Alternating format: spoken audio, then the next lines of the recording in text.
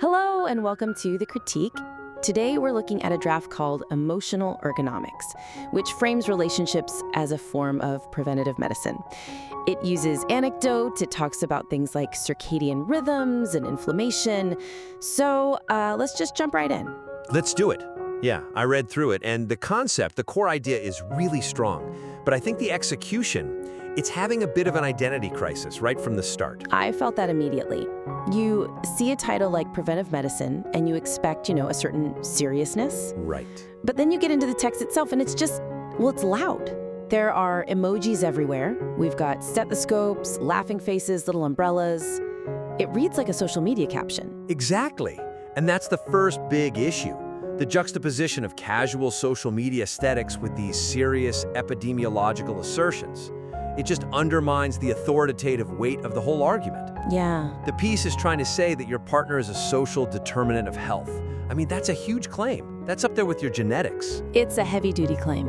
It is. And then right next to a line about cognitive decline, you get a crying, laughing emoji. It's definitely jarring. But, okay, let me play devil's advocate here for a second. We're in a digital world, right? Maybe the writer's just trying to be accessible, trying not to sound like some dusty medical journal. Couldn't you argue the emojis are there to, keep the reader engaged, make the science feel a little friendlier?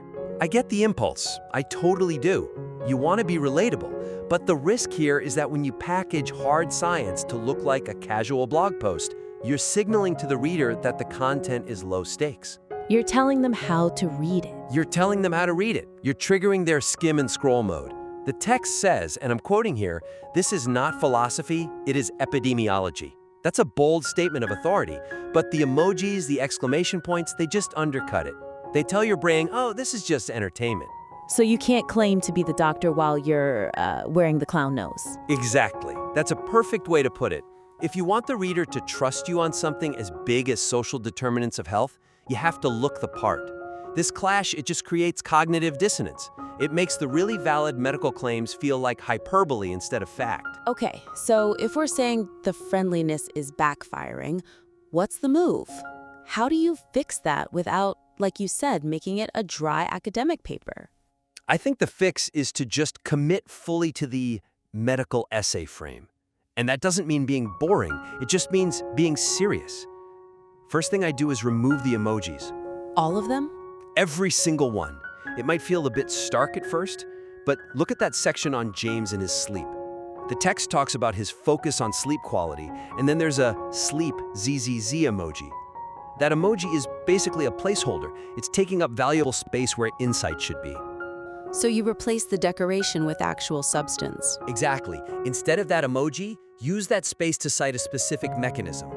Talk about how emotional stability regulates cortisol and how that allows for deeper REM cycles. The emoji is a shortcut. The explanation is the value. The reader isn't there for a cartoon. They're there to learn why their relationship is messing with their sleep. There's another part that feels like the good radio line. Oh, yeah. Where Michael from the US jokes about needing a partner to keep him sane, not young. And the text says, the statement made good radio, but not necessarily good science. Right, that good radio phrase, it's another one of those things. It reinforces that entertainment vibe, like we're on a morning show or something. So what do you do? I just rewrite that transition. Don't frame humor as radio fodder. Frame it through a biological lens. How do you mean? Do we cut Michael's quote? It's a pretty good quote. No, keep the quote, but analyze it like a clinician would. Don't just say it's funny or it removes stigma.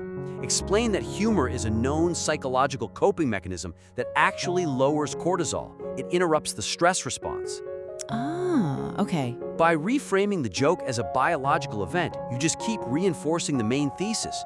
You're turning Michael from a character in a skit into a case study in stress management. That makes a lot of sense. You're basically saying, don't just tell the story, diagnose the story. Perfectly put.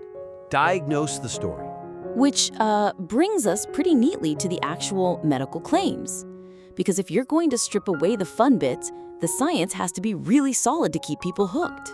And that's the second major area for improvement here, deepening the mechanism of action. Right, so let's look at the examples. We've got Liam from New Zealand, and he has this great analogy about weather. He says, I don't mind occasional rain, but I don't want to live in a storm. And the writer links that storm to inflammation, fatigue. Mm-hmm. Then there's James from England in his 60s, and he's all about sleep. And the text says a stable relationship improves sleep efficiency. They're vivid images for sure. The storm is a great metaphor, but metaphors aren't mechanisms. But do we need to get that technical? I mean, most people get that stress is bad. Storm equals stress. Is that not enough? For, a general advice column, maybe. But for something called relationships as preventive medicine, no, it's not enough. Okay, The weakness is that the text just asserts the link. It treats it as self-evident. It says calm companionship is protective, but it doesn't explain the physiology of why. It tells us that it happens, but not how. So if I'm a skeptic, or even just someone with a bit of a science background, that weather metaphor feels soft. It feels like pop psychology. so the author is asking us to take their word for it, not actually proving the case. Exactly. To really sell this as epidemiology, you have to bridge that gap between the story and the medical fact with specific biological explanations.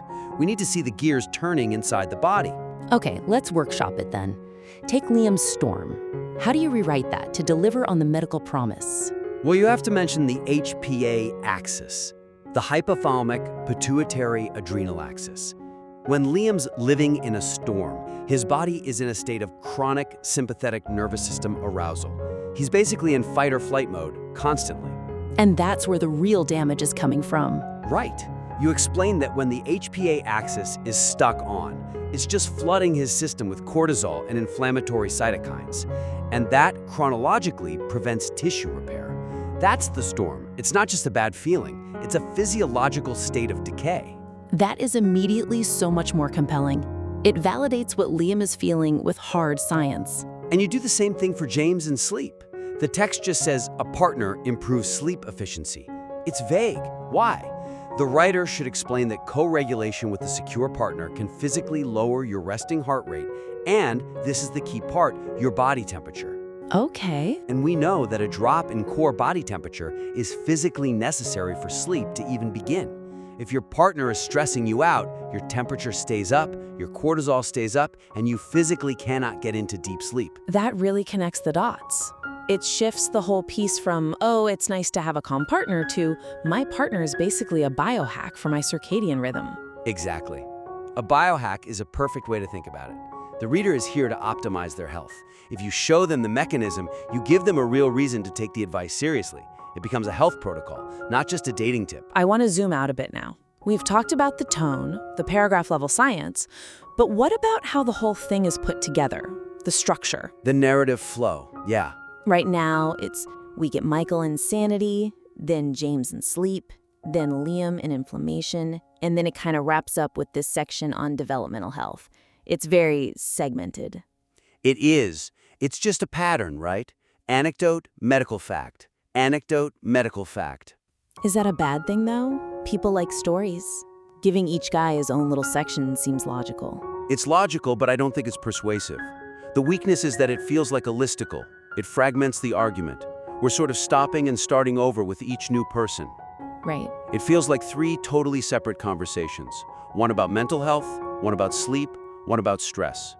We're not building one cohesive theory of emotional ergonomics. We're just listing examples of it. It lacks momentum. It really does. And because of that, the ending, that jump to developmental health, feels like it comes out of nowhere. It doesn't feel like a conclusion that was earned by the stories we just read. So how do you fix that? Do you just cut the anecdotes? No. The anecdotes are the data points. They're good. We just need to change the container they're in. I think the author should restructure the whole piece to follow either a biological hierarchy or, say, a chronological health timeline. Use the stories as supporting evidence for bigger themes, instead of letting the stories drive the bus. Okay, give me a concrete example. How would you reorganize this? So one really strong option would be to group the arguments by body system. So instead of a header that says Liam, you have a header that says the nervous system. And that's where you'd put the whole storm story. Exactly. Liam becomes the case study for the nervous system section.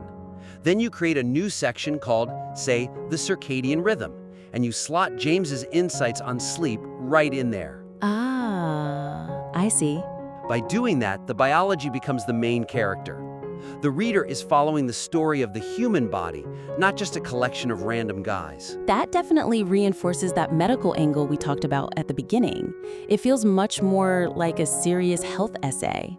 Another option, if the writer wants to keep it more narrative, is to structure it by prevention versus cure. Oh, I like that.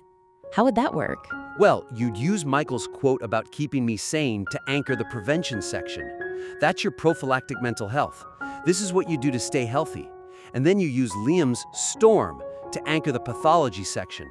This is what happens when the system breaks down. That creates a real narrative arc. Here's the ideal state, and here's the disease state we're all trying to avoid. Exactly. It turns the anecdotes into data points on a graph. It shows the reader what the stakes are, and it completely solves that fragmentation problem, because every story is now serving one big narrative, the life cycle of health. Okay, so we've fixed the tone, we've deepened the science, reorganized the flow, but there's one piece missing that feels crucial to me, the so what, the takeaway. The application, yeah. The piece is called Emotional Ergonomics.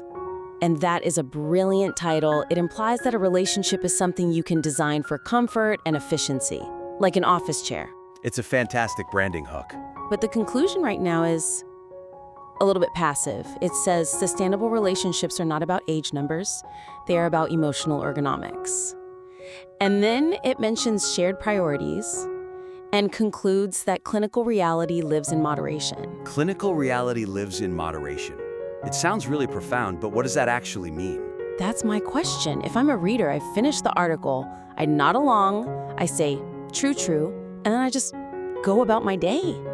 I don't actually do anything different. And that's the final major weakness. The piece doesn't have a diagnostic framework. The concept of emotional ergonomics is just a metaphor at this point. It's a passive observation. Right. But ergonomics, the whole point of it, is that it's active. It's about adjustment, measurement, correction. The reader leaves agreeing with the premise, but they have no idea how to assess their own ergonomics. We're selling them a concept car, but not giving them the keys. Precisely. The suggestion here is to turn that observation into an active diagnostic tool. We need to operationalize emotional ergonomics. Operationalize? I like that. How do you do that in an article? You create a checklist for emotional ergonomics. You don't just imply the questions, you write them down. You make the reader stop and actually answer them about their own life. What kind of questions are we talking about? Well, based on the text we've been fixing, they kind of write themselves. Does your partner disrupt or support your circadian rhythm? When you have a crisis together, does your shared stress level eventually return to baseline, or does it stay elevated for days? Do you share health screening values? Are you both actually willing to go to the doctor? That's incredibly high value. Suddenly, I'm not just reading about James and Liam, I'm auditing my own marriage. Exactly. You're forcing the reader to apply the theory. And there's that other concept in the text, mirroring, the idea that couples' habits reflect each other. Right. If one person eats well, the other is more likely to. The writer mentions it, but again, it's passive.